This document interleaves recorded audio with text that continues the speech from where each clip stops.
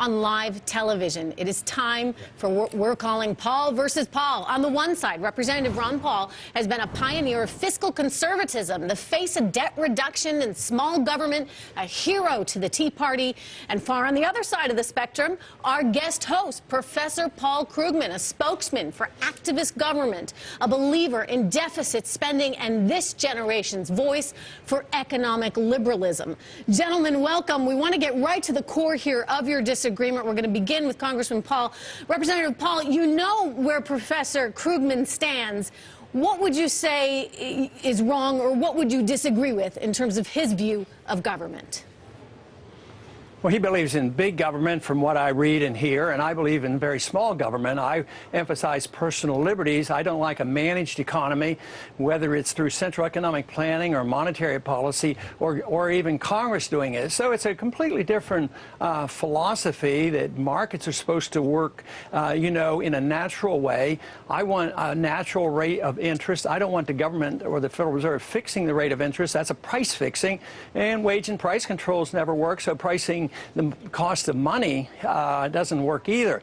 And this idea that somebody or some group might know what the proper amount of money should be or what the proper rate of interest should be is sort of presumptuous. You know, I don't know where they get this knowledge, and Hayek called it the pretense of knowledge. They pretend they know, but they really don't. So when we talk about electing a president or a Congress to run the economy better, they're missing the whole point. Okay.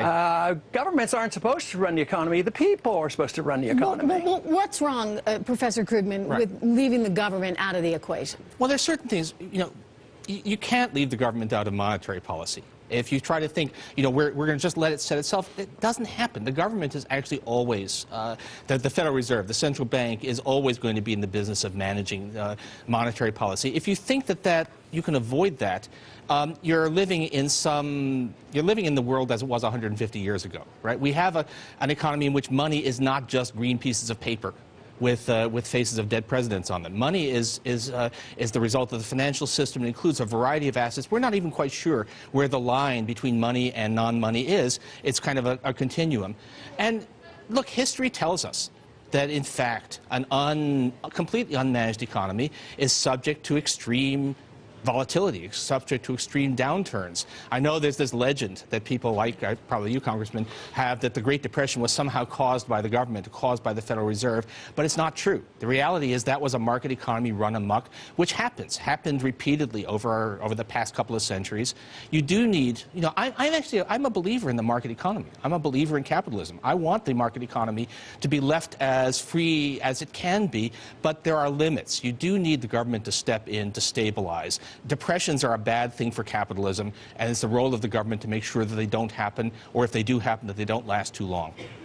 Congressman Paul, you know, we've been talking a lot about inflation here on the set today, and it's a policy that Professor Krugman is really saying that the Fed should put forward. In other words, we need a little inflation in this economy to get things going. What do you say to that? Well, inflation is theft. You're stealing value from people who save money. So if you have a 2% or a 10%, the value of the currency is lost.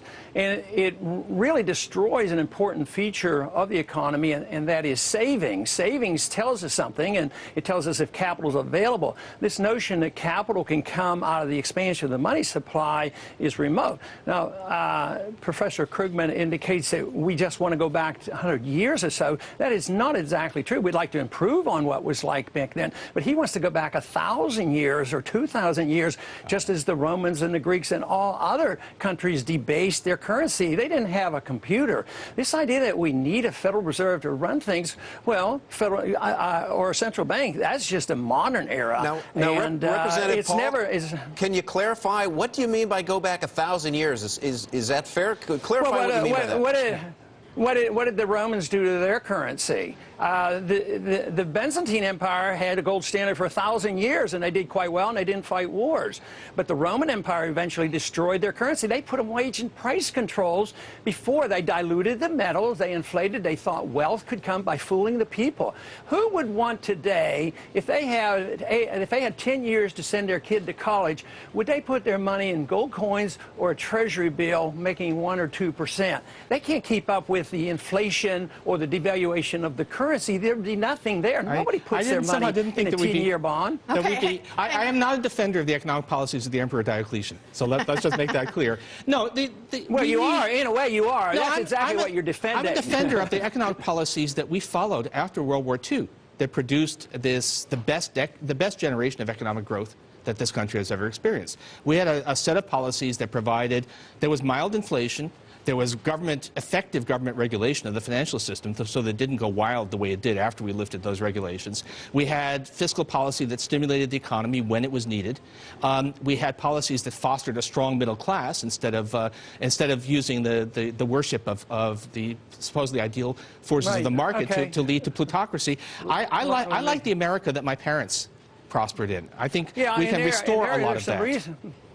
And there are some reasons for that. Just remember that Friedman, Bernanke apologized to Friedman because the Federal Reserve was responsible for prolonging the agony of the Depression. You have to liquidate the debt. After World War II, a lot of the debt was liquidated. But guess what else we did? The troops were coming home. 10 million people came home.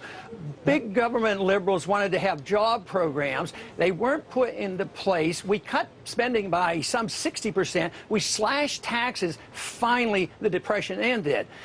Yes, there were some things, but it was the liquidation of debt that made it available that we could go back to work again. I want to say something about Milton Friedman here, because if you actually read what he wrote in his writings for economists, as opposed to some of his slightly loose popular writings, he actually said that the Federal Reserve was responsible for the Great Depression because it didn't do enough. Friedman's complaint was that the Federal Reserve did not print enough money. Now, I know this really. When Ben Bernanke talked about the helicopter, he was taking that metaphor from Milton Friedman. That wasn't his idea. It's really telling that in the state of America right now, Milton Friedman would count as being on the far left of the debate over monetary policy. Yeah. That's something terribly wrong with the way we've gone here. The point is, the Fed either does too much or too little, and they can't do it. So they don't have a very good record. They've ruined 98% of the value of the currency since 1913. And that's dishonest. That steals value from people. Why should people get 1% for the money for savings, and the banks get it for practically free, and they make money? Why did the Federal Reserve bail out the rich? Why didn't they give the money to the mortgage holders? If you care about poor people, so Representative Paul, houses, why didn't you use helicopters? Why didn't you use helicopters and pass it out to the home builders? That would have been more fair. Well, what is your prescription then for what should the Fed do? I mean, should we not have a Federal Reserve? I mean, what should the role of the Fed be? You talked about Milton Friedman. He said, hey, why not replace the Fed with a computer? What is it going to come to? I'm with him.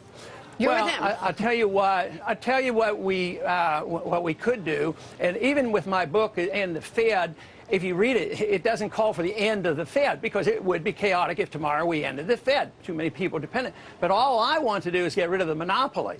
I want to legalize competition. There's legal competition on currencies around the world. Why can't we allow ourselves here the legal competition over gold or silver standard? Why was the Fed so frightened about this? And then, if I'm wrong, I have no idea what that's about. Who cares? If I'm right, if you want the paper money and I'm wrong, it doesn't hurt anybody. Just allow me to legalize the currency, get rid of the monopoly, take the taxes off gold and silver, and get rid of the sales tax and capital gains tax and get in legal tender laws.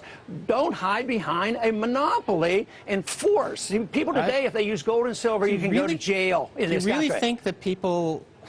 That's not my understanding of the law. But do you really think that people use dollar bills only because the federal government isn't allowing them to use other stuff? That seems to me to be a very strange point of view. And by the way, we have lots of private money. You don't have a choice. You go to jail if you use anything else. You go to jail. That's not what I've heard. You can do barter. You can do barter with all kinds of stuff. No, the fact of the matter is that we actually had too much currency competition, too much money competition, right? This crisis was brought on by an expansion of what amounted to private money in the form of things like repo, which were uncontrolled and turned into an enormous crisis when they collapsed. So, but look, okay, I mean, it's just come back. If a private company commits fraud, they go to jail.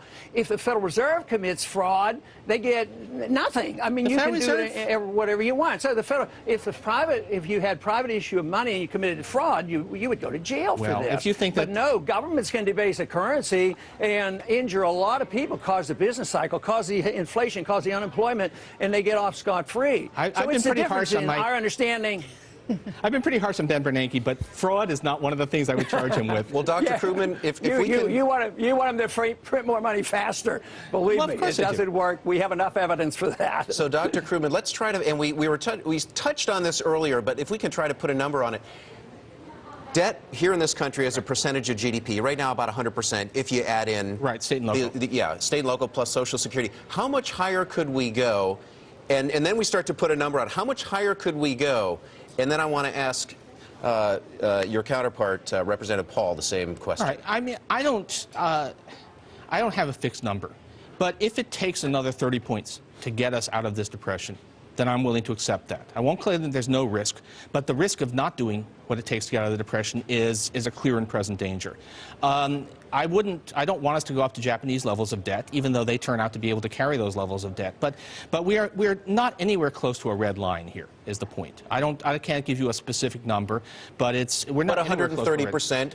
As you just cited, 30 percentage points. Britain was, you know, when John Maynard Keynes was writing, Britain had debt that was on the order of 130% of GDP. That didn't stop fiscal stimulus from actually being the answer. The main point is that trying to reduce that number by slashing spending now actually makes even the debt problem worse. It's one thing to say, oh, I don't like that level of debt, but if you're going to say, and my proposal is to actually destroy the economy so that we can't, in fact, afford to carry the debt we already have, that's not a helpful policy. Representative Paul, your response? Well, he just ignores the fact that we did better after World War II when we did reduce the debt and the spending. But no, one thing I can't agree with him is we don't know the precise date. We don't know whether it's 110, 130, it could be tomorrow on some other event, because there is a subjective factor involved. And we are sort of given a leeway because the world still trusts our dollar. I agree with him. But that just means it's a bigger bubble for our bonds and our dollar, so we don't know. But if this were true, America, as long as if you believe that the world will continue to take our dollars no matter what our debt is, Americans shouldn't have to work anymore because we just print all the money. But the worst part about all this is the facilitation of debt, because the Fed is the lender of a resort, not only to their friends on Wall Street and all their banker friends, but also to the politicians who get reelected by running up these debts, and the Fed always is there. They have to be there. So there's no restraints on the Congress to run up debt. So if you love big government and think it can last forever, no, I can understand why you'd love the Fed, but some of us believe in freedom and markets and sound money. I believe in freedom and markets. I just don't believe in. And no more. I don't believe in. Raising high